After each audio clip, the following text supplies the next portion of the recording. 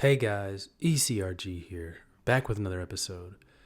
As you can see by the title of today's episode, I'm doing just a normal shoot from the hip coronavirus update for the month of July. So as the recording of this, it is currently, today's date, July 13th. It's currently July 13th, 2020. So I remember when I first started doing these updates back in, April maybe? April, May, June. That's about right. About 4 months ago. Wow. Or 3 months ago, I guess. I don't know. I can't even think right now. I cannot believe we're still in the midst of this pandemic. I can and I can't. I thought it was going to be one of those things that, came, swept by the country, and then was gone. I guess either everyone would have got it or a few people would have got it, but other people would have hunkered in and stayed home. And then, the virus would have eventually dissipated because it had no more hosts or had not many strongholds. But I cannot believe we're still very much in the midst of this pandemic, and it seems to be getting worse. As of today, I read an article saying that I think there are 35 states that are increasing in cases day after day, with Florida is now the epicenter. I feel like I've gone every month has a different epicenter. First it was Seattle, then it was New York City for like 2 months. Now it's Florida. Absolutely crazy, guys. Absolutely crazy. North Carolina is one too. And now they're saying, if you travel from certain states, you're going to have to quarantine for 14 days. So that's going to affect monitoring also, because it's like if you go to this place, then you're pretty much done for the next 2 weeks. You can't go anywhere else. So, essentially that's limiting to where you can go. So yeah, I just cannot believe we're still here, guys. And, a lot of that has to do with leadership at the top. A lot of that has to do with different governors reopening, too early. They reopened way too early, before they even met their own guidelines that they set. They wanted to get the economy going again, but in reality, they've instituted a whole bunch of long-term damage because of this. So it's just crazy we're still doing this, where most countries that have had huge outbreaks are on the decline now, if they did things right. It's just amazing to me how much better off we would all be in the USA if we had a better leader or better leadership for the coronavirus and, just managing this pandemic in general. So as far as, I thought things were getting better. I thought things were starting to open up more. But a lot of my sites, DC, New York City, they're still closed, even though New York City just posted today their first day without any deaths. Sites still closed. Still closed to monitoring visits. A lot of them still aren't having patient visits. Some are, but a lot aren't. Let's see what else. Could we see a reversal? Could we see a reversal of these reopenings? Typically they were going in the right direction when it came to reopenings. They were starting to go phase 2, phase 3, but some states said they might need to go back to phase 1, which is basically shelter in place at home. I think we will see that. I definitely think we'll see that in Florida. And I talk about Florida a lot because that's one of the sites I thought I was going to go to pretty early on. And I have a site there, but no. I had to cancel my visit there. I was actually supposed to be there today, mind you. But canceled that. It's just a crazy time we're living in, guys. Crazy, crazy time. When do I see us on the road again? It's hard to know. I think, a lot of it depends on where you live too. If you live near all your sites and you can drive, you'll probably get there faster. You probably get to be there sooner. Because I went to a visit locally, only about 30-45 minutes away, not too long ago, last week, and the visit was fine, pretty much business as usual. And that's one of the sites they give me my own monitoring room anyway. So you're in your room by yourself anyway as a monitor. So that kind of worked well, but not all other sites are like that. I'd probably drive about 4 hours for a site visit. And within a radius of 4 hours, I wouldn't go much further than that. just because it's not worth, for me personally, I know, if I'm driving 7, 8 hours, that's something that's going to take the whole day out of me. So so you need a full day of travel, no work. And then the next day too, I'm going to be tired from all that driving. And then, I guess I would probably stay the night elsewhere, or I don't know, maybe I would, I don't know what I would do. Whether, if I would, drive back halfway and then stay, or, just drive back the next day. But either way, I'm not doing it. I'm not driving for 8 hours for a monitoring visit, 7, 8 hours, just not happening. I hate driving that much, guys. I will do 4 hours, half day, 3 hours for sure. But not anything longer than that. Let me see what else.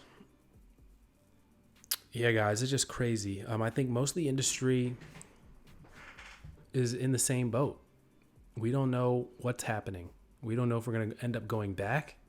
We're trying to come up with remote monitoring guidelines kind of on the fly. I'm still coming up with those. I was thinking, because now they're even talking about remote closeout visits. We were supposed to be right in the heat of closing down sites right now. I didn't think anything of it. I didn't think that we'd be pushing deadlines back, or they're not even really trying to push them back. They're just trying to adapt our monitoring to remote monitoring as much as possible. So I'm curious how the people that have already been were doing remote monitoring before are now. They're probably looking real good. They're probably very, very happy that they have the remote monitoring capability. But traditional monitoring was all over the industry still. That was still the gold standard. So that's going to be interesting to see what happens after this. Is everyone going to be doing remote monitoring, or they're at least going to have a remote monitoring plan? I think so.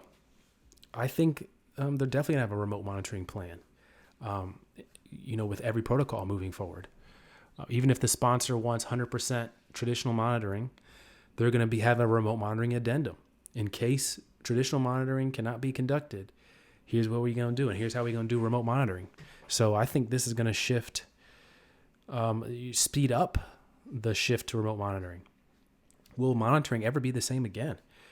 I know me, I loved going to these cities and hanging out and, walking around New York City in the middle of the day.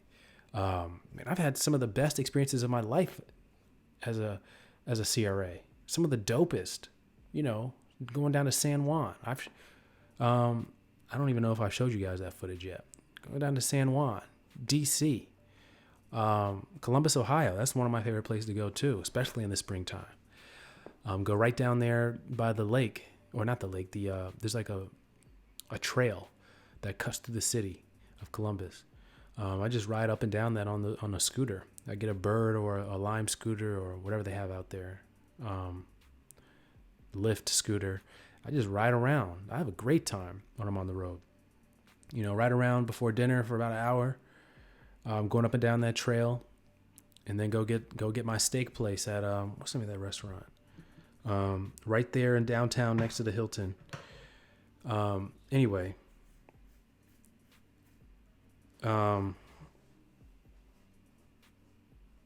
Yeah, so I miss the road, guys. But will it ever be the same?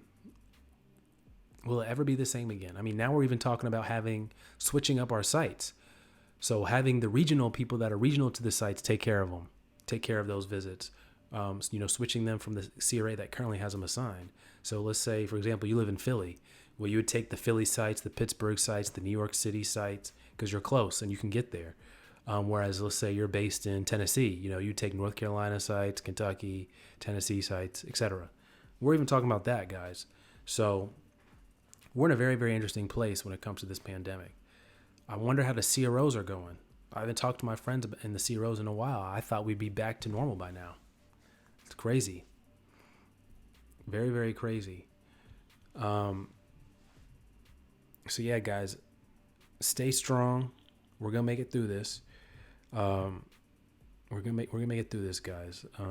It's very, very tough times right now. Very, very tough times, guys. So I don't even know how the job market's going. I think from what I'm hearing, a lot of people have been emailing in, trying to get jobs in clinical research. So I'm assuming that they're starting to hire back again. I've been getting a lot of interest in that, so I haven't even plugged it. That's just how off base I am today, guys. So email me, eliteclinicalgroup@gmail.com, if you're interested in any type of career consultation, resume review, anything like that. A lot of people have been emailing me about career consultation.